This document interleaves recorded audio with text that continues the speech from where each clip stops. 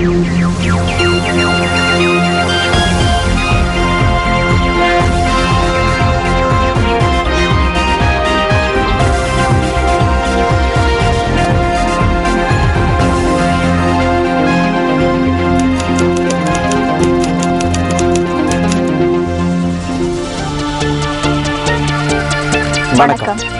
நீங்கள் இணைந்து கொள்வது நியூஸ் ஃபர்ஸ்டின் பிரதான செய்திகளுடன்.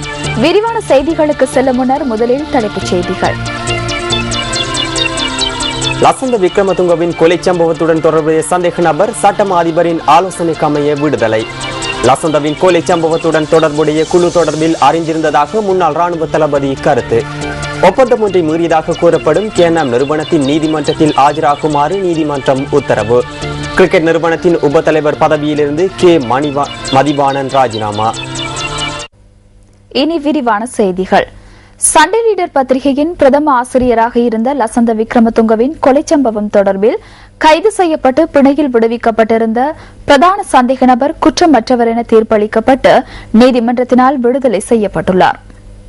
சட்டமா அதிபர் ஆலோசனைக்கமைய கல்கிச பிரதம நீதவான் ரங்க விமலசேனவினால் பிரதான சந்தேக நபர் இன்று விடுதலை செய்யப்பட்டார். 2009 ஆண்டு ஜனவரி 8 அத்திரிய பகுதி பாடசாலை ஒன்றிற்கு அருகில் லசந்த விக்ரமதுங்க கொலை செய்யப்பட்டார். இது தொடர்பில் சந்தேகத்தின் பேரில் நுவர்லியாவில் உள்ள வாகன திருத்தமிட உரிமையாளர் ஒருவரும் இராணுவ புலனாய்வு பிரிவு உறுப்பினர் ஒருவரும் போலீஸ் பயங்கரவாத விசாரணை பிரிவினரால் கைது செய்யப்பட்டிருந்தனர்.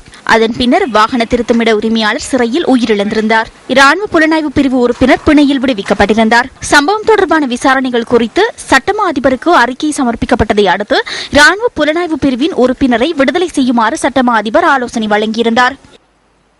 පැමිණිල්ල මෙහෙ වූ ත්‍රස්ත විමර්ශනාංශයේ නිලධාරි මහතා විසින් වැඩිදුර වාර්තාවක් ගොනු කරමින් ගරු අධිකරණයට කියා සිටියේ விசாரணைக்கு உதவி புரிந்த போலீஸ் பயங்கரவாத விசாரணை பிரிவின் அதிகாரி தற்போதுள்ள சந்தேக நபரை விடுதலை செய்யுமாறு சட்டமா அதிபரினால் அறிவித்தல் விடுக்கப்பட்டுள்ளதாக நீதிமன்றத்தில் குறிப்பிட்டார். அவரை விடுதலை செய்யுமாறு நீதிமன்றம் குறிப்பிட்டது. ஏனைய சந்தேக நபர் குறித்தும் இவர் குறித்தும் நான் தொடர்ந்தும் நீதிமன்றத்தில் விடயங்களை தெளிவுபடுத்தினேன்.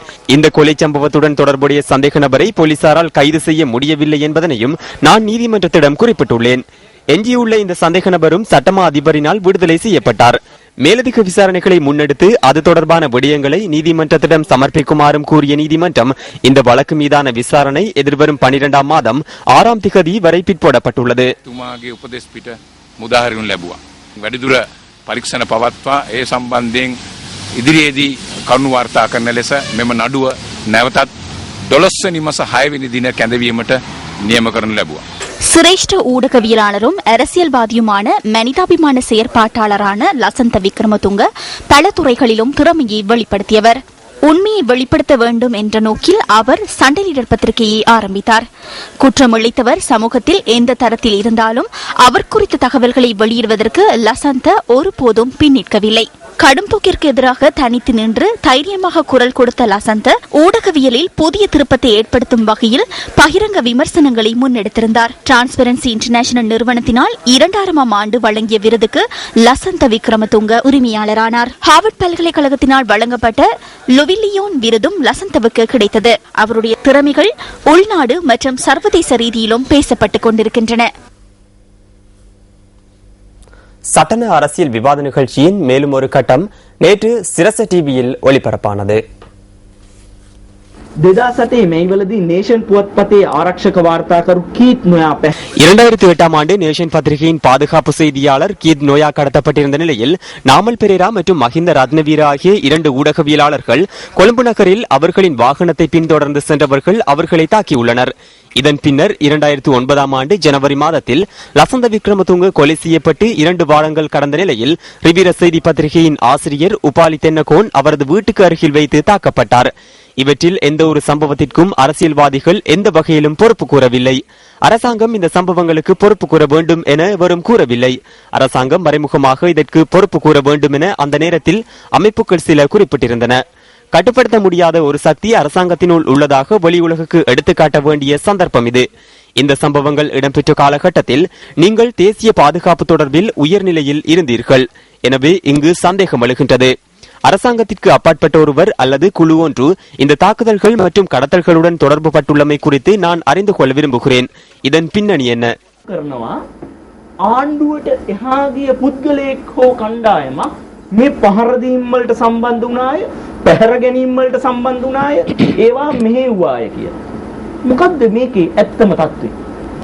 ඇත්තම தත්ත්වය කියන්නේ சுரங்க. உண்மையில் இவை இடம்பெற்றன அல்லவா? அங்கு மாத்திரமில்லை, மேலும் பல உள்ளன. ரவிராஜை கொலை செய்தனர், மகேஸ்வரன் கொலை செய்யப்பட்டார். இவை அனைத்தும் ஒரு குழுவினது செயற்பாடு என்றே தெரிகின்றது. நிச்சயமாக குழு ஒன்று இருந்துள்ளது. මේක කල්ලියක වැඩ හැටියෙත් තමයි අපි දකින්නේ. ඉතින් අනිවාර්යයෙන්ම කල්ලියක් තිබුණා. அந்த காலப்பகுதியில் அதாவது சேவையில் இருந்த போது இவ்வாறான ஒரு குழு இருந்துள்ளமையை உங்களால் அடையாளம் காண முடிந்ததா? අනිවාර්යයෙන්ම நான் மட்டுமல்ல, இந்த நாட்டில் உள்ள அனைவருக்கும் இது தெரியும் அல்லவா? இந்த கொலைகள் தொடர்பில் சிலரே செயற்பட்டுள்ளனர். இவ்வாறான செயற்பாடுகளை மேற்கொள்ளும் குழு செயற்படுகின்றது என்பது தொடர்பில் எனது அனுபவம் மற்றும் அறிவுக்கு எட்டிய மட்டத்தில் என்னால் தெரிந்து கொள்ள முடிந்தது. இதனை தொடர்ச்சியாக மேற்கொள்வதற்கு குழு ஒன்று இருந்துள்ளது. අත ගහන්න. சிந்தனையை தூண்டும் அறிஞர் வாக்கு அடுத்து.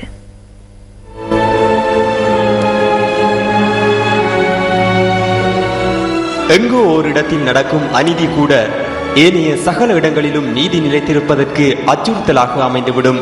Martin Luther king.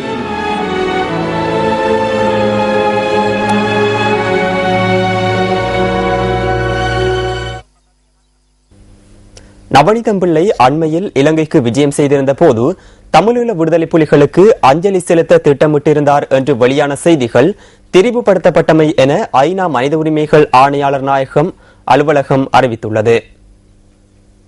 இலங்கை விஜயத்தின் போது ஐநா மனித உரிமைகள் ஆணையாளர் இறுதிக்கட்ட போர் இடம்பெற்ற முள்ளிவாய்க்காலில் உயிரிழந்தவர்களுக்கு மலரஞ்சலி செலுத்துவதற்கு திட்டமிட்டிருந்தார் என இலங்கை ஊடகங்கள் செய்தி வெளியிட்டிருந்ததாக பிபிசி உலக சேவை செய்தி வெளியிட்டுள்ளது. இது தொடர்பில் வெளிவிவகார அமைச்சர் பேராசிரியர் ஜிஎல் பீரிஸ் அண்மையில் லண்டனில் நடைபெற்ற ஊடகவியலாளர் சந்திப்பொன்றில் குறிப்பிட்டிருந்ததாக அந்த செய்தியில் சுட்டிக்காட்டப்பட்டுள்ளது. எனினும் இந்த செய்திகளை ஐநா மனித உரிமைகள் ஆணையாளர் அலுவலக பேச்சாளர் ரூபர்ட் கால்வில் நிராகரித்துள்ளார். யுத்தத்தின் பின்னர் இயல்பு நிலைக்கு திரும்பும் நாடுகளுக்கான விஜயங்களின் போது யுத்தத்தில் உயிரிழந்த அனைத்து தரப்பினருக்கும் மனித உரிமைகள் ஆணையாளர் அஞ்சலி செலுத்துவது வழக்கம் எனவும் அவர் குறிப்பிட்டுள்ளார். அதற்கமையவே நவநீதம் பிள்ளை இலங்கையிலும் அஞ்சலி செலுத்த விரும்பியதாக ஐநா மனித உரிமைகள் ஆணையாளர் அலுவலக பேச்சாளரை மேற்கோள் காட்டி பிபிசி வெளியிட்டுள்ள செய்தியில் குறிப்பிடப்பட்டுள்ளது. இந்த அஞ்சலி நிகழ்வு குறித்து பரிசீலிக்கப்பட்டமையை அறிந்த இலங்கை அரசாங்கம் அது தொடர்பில் மாறுபட்ட கருத்தொன்றை முன்வைத்துள்ளதாக ஐநா மனித உரிமைகள் ஆணையாளர் அலுவலக பேச்சாளர் ரூபர்ட் கால்வில் கூறியுள்ளார். இதனை கவனத்தில் கொண்ட ஐநா மனித உரிமைகள் ஆணையாளர் அலுவலகம் இந்த செயற்பாடு தவறாக புரிந்து கொள்ளப்படலாம் என்பதன் அடிப்படையில் அதனை கைவிட்டதாகவும் பிபிசி குறிப்பிட்டுள்ளது. எவ்வாறாயினும் அத்தகைய ஒரு சம்பவம் இடம்பெறாத நிலையில் அது தொடர்பில் அதிகளவான சலசலப்பை ஏற்படுத்துவது ஆச்சரியம் அளிப்பதாகவும் ஐநா மனித உரிமைகள் ஆணையாளர் அலுவலக பேச்சாளர் மேலும் குறிப்பிட்டுள்ளார். இந்திய ஜனதா கட்சி தலைவர் கலாநிதி சுப்பிரமணியம் சுவாமி நேற்று ஜனாதிபதி மஹிந்த ராஜபக்சவை சந்தித்தார். இரு நாடுகளுக்கும் இடையிலான அரசியல் நிலைமைகள் தொடர்பில் ஜனாதிபதி மற்றும் சுப்பிரமணியம் சுவாமி ஆகியோர் கலந்துரையாடியதாக ஜனாதிபதி பேச்சாளர் மற்றும் ஊடக பிரிவு தெரிவித்துள்ளது. மீனவர்கள் பிரச்சினை தொடர்பிலும் இந்த சந்திப்பில் கலந்துரையாடப்பட்டதாக ஜனாதிபதி பேச்சாளர் மற்றும் ஜனாதிபதி ஊடக பிரிவு குறிப்பிட்டுள்ளது. ஈழத்தின் தொன்மை வாய்ந்த யாழ்ப்பாணம் நல்லூர் கந்தசுவாமி ஆலயத்தின் வருடாந்த மகோற்சவத்தில் நிறைவு திருவிழாக்களில் ஒன்றான பூங்காவன திருவிழா வெகு விமர்சையாக நடைபெற்றது.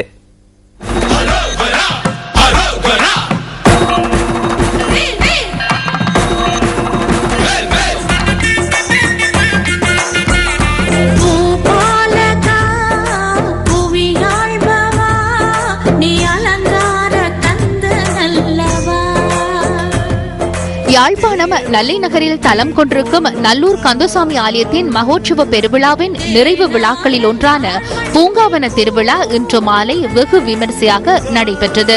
ஈழத்து முருகன் தலங்களில் முக்கியத்துவம் வாய்ந்த நல்லூர் கந்தனின் வருடாந்த மகோற்சவ பெருவிழா கடந்த மாதம் 12ஆம் திகதி ஆரம்பமாகி நேற்றைய தினம் நிறைவடைந்தது. வருடாந்த மகோற்சவத்தின் நிறைவினை தொடர்ந்து பூங்காவன திருவிழா வைரவர் மடை என்பன நடைபெறுவது வழக்கமாகும்.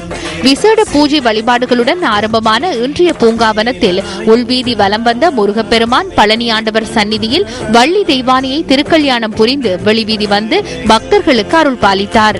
அலங்கார கந்தன் என்று அழைக்கப்படும் நல்லூர் கந்தன் அழகிய அலங்காரங்களுடன் திருக்கல்யாண உலா வந்தார். ஆயிரக்கணக்கான பக்தர்கள் நல்லூர் கந்தனின் திருக்கல்யாண உலாவில் கலந்து கொண்டு அருளாசியை பெற்றனர். நாளைய தினம் நிறைவு விழாக்களில் ஒன்றான வைரவர் மடை இடம்பெற உள்ளமை குறிப்பிடத்தக்கது.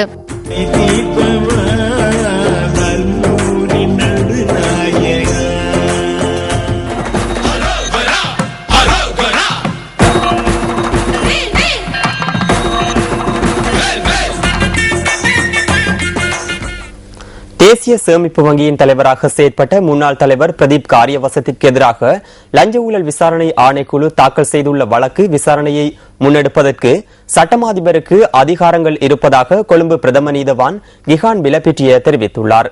குறித்த வங்கி பணத்திலிருந்து த பினான்ஸ் நிறுவனத்தின் பெருமளவிலான பங்குகளை கொள்வனவு செய்தமையினால் அவருக்கு எதிராக வழக்கு தாக்கல் செய்யப்பட்டது. குறித்த மனு விசாரணைக்கு எடுத்துக் கொள்ளப்பட்ட போது பிரதீப் காரியவசம் சார்பில் நீதிமன்றத்தில் ஆஜரான சட்டத்தரணி சாலிய பீரிஸ் அடிப்படை ஆட்சேபனையொன்றை முன்வைத்து லஞ்ச குற்றச்சாட்டு வழக்குகளை சட்டமா அதிபரினாலோ அல்லது அவரின் பிரதிநிதி ஒருவரினாலோ வழிநடத்த முடியாது என்று நீதிமன்றத்தில் குறிப்பிட்டார். லஞ்ச ஊழல் குற்றச்சாட்டு விசாரணை ஆணைக்குழு அமைக்கப்படுவதன் நோக்கம் அது சுயாதீனமான முறையில் செயற்பட வேண்டும் என்பதே என்று அவர் மேலும் குறிப்பிட்டார்.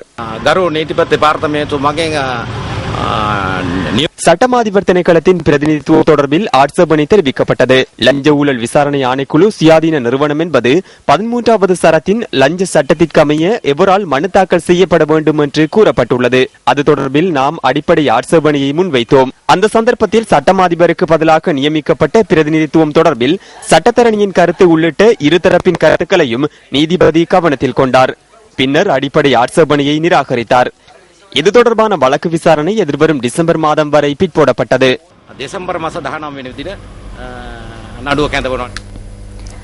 கொழும்பு நகரில் சொகுசு தொடர்மாடி தொகுதியை நிர்மாணிப்பதற்காக செய்து கொண்ட ஒப்பந்தத்தை மீறியமை தொடர்பில் கியன்னாம் லங்கா தனியார் நிறுவனம் மற்றும் கியன்னாம் என்டர்பிரைசஸ் நிறுவனம் ஆகியவற்றுக்கு எதிராக வரையறுக்கப்பட்ட கேபிட்டல் மகாராஜா நிறுவனம் தாக்கல் செய்திருந்த வழக்கு இன்று கொழும்பு மாவட்ட நீதிமன்றத்தில் பரிசீலனைக்கு எடுத்துக் கொள்ளப்பட்டது. முறைப்பாட்டாளர் தரப்பு சட்டத்தரணிகள் முன்வைத்த விடயங்களை ஆராய்ந்த கொழும்பு மாவட்ட நீதிபதி பிரதீப் ஹெட்டியாராச்சி கியனாம் லங்கா தனியார் நிறுவனத்துக்கு இடைக்கால தடை உத்தரவு பிறப்பித்தார். அத்துடன் கியனாம் என்டர்பிரைசஸ் நிறுவனத்துக்கு எதிராக அழைப்பாணை விடுத்த நீதிபதி குறித்த நிறுவனங்கள் இரண்டும் செப்டம்பர் 20 நீதிமன்றத்தில் ஆஜராக வேண்டும் எனவும் உத்தரவு பிறப்பித்தார். கொழும்பு 2 டோசன் வீதியில் டோசன் கிராண்ட் என்ற பெயரில் சொகுசு தொடர்மாடி தொகுதியை நிர்மாணிப்பதற்கு கியனாம் லங்கா தனியார் நிறுவனம் மற்றும் கியனாம் என்டர்பிரைஸ் நிறுவனம் ஆகியவற்றுடன் 2006ஆம் ஆண்டு வரையறுக்கப்பட்ட கேபிட்டல் மகாராஜா நிறுவனம் ஒப்பந்தம் செய்து கொண்டது. இந்த ஒப்பந்தத்துக்கு அமைய குறித்த செயற்திட்டத்தினை நிறைவு செய்வதற்கு 5 வருட காலம் நிர்ணயிக்கப்பட்டது. ஒப்பந்தத்துக்கு அமைய குறிப்பிட்ட காலப்பகுதியில் செயற்திட்டத்தினை நிறைவு செய்வதற்கு 2 நிறுவனங்களும் தவறியுள்ளதாக தெரிவித்து வரையறுக்கப்பட்ட கேபிட்டல் மகாராஜா நிறுவனம் இந்த வழக்கை தாக்கல் செய்திருந்தது. அதனால் ஏற்பட்ட நட்டத்துக்காக குறித்த நிறுவனங்கள் இரண்டிடமும் 40 மில்லியன் அமெரிக்க டாலர் இழப்பீட்டுத் தொகையை பெற்றுத் தருமாறு கேபிட்டல் மகாராஜா நிறுவனம் நீதிமன்றத்திடம் கோரியுள்ளது. நிதி இல்லாத காரணத்தினால் நிர்மாண பணிகளை தொடர முடியாதுள்ளதாக 2012ஆம் ஆண்டு செப்டம்பர் 17 பிரதிவாதிகளான 2 நிறுவனங்களுக்கும் தமது தரப்பினருக்கு அறிவித்ததாக வரையறுக்கப்பட்ட கேபிட்டல் மகாராஜா நிறுவனம் சார்பில் ஆஜரான ஜனாதிபதி சட்டத்தரணி SA பார்த்தலிங்கம் என்று கொழும்பு மாவட்ட நீதிபதி பிரதீப் ஹெட்டியாராச்சி முன்னிலையில் தெரிவித்தார். ஒப்பந்தத்துக்கு அமைய திட்டத்தினை நிறைவு செய்வதற்கு பிரதிவாதிகளான நிறுவனங்கள் இரண்டும் செயற்படவில்லை என்பதை உறுதிப்படுத்துவதற்காக ஜனாதிபதி சட்டத்தரணி டோசன் கிராண்ட் திட்டம் இடை நடுவே கைவிடப்பட்டுள்ளமையை தெளிவுபடுத்தும் புகைப்படங்களை நீதிமன்றத்தில் சமர்ப்பித்தார். விடயங்களை ஆராய்ந்த கொழும்பு மாவட்ட நீதிபதி பிரதீப் ஹெட்டியாராச்சி பிரதிவாதிகள் நிறுவனங்கள் இரண்டுக்கும் எதிராக வழக்கு தாக்கல் செய்வதற்கு சட்ட காரணங்கள் உள்ளதாக கூறினார். இதற்கமைய செப்டம்பர் 20 நீதிமன்றத்தில் ஆஜராகுமாறு பிரதிவாதிகள் தரப்பின் கியன்னாம் லங்கா தனியார் நிறுவனம் மற்றும் கியன்னாம் என்டர்பிரைசஸ் நிறுவனம் ஆகியவற்றுக்கு மாவட்ட நீதிபதி இன்று அழைப்பாணை விடுத்தார். முறைப்பாட்டாளரான வரையறுக்கப்பட்ட கேபிட்டல் மகாராஜா நிறுவனம் சார்பில் சட்டத்தரணி ஜி அருள் பிரகாசத்தின் ஆலோசனைக்கமைய ஜனாதிபதி சட்டத்தரணி SA பார்த்தலிங்கம், சட்டத்தரணி நிஸ்கான் பார்த்தலிங்கம் மற்றும் சட்டத்தரணி நிரஞ்சன் அருள் பிரகாசம் ஆகியோர் ஆஜராகியிருந்தனர்.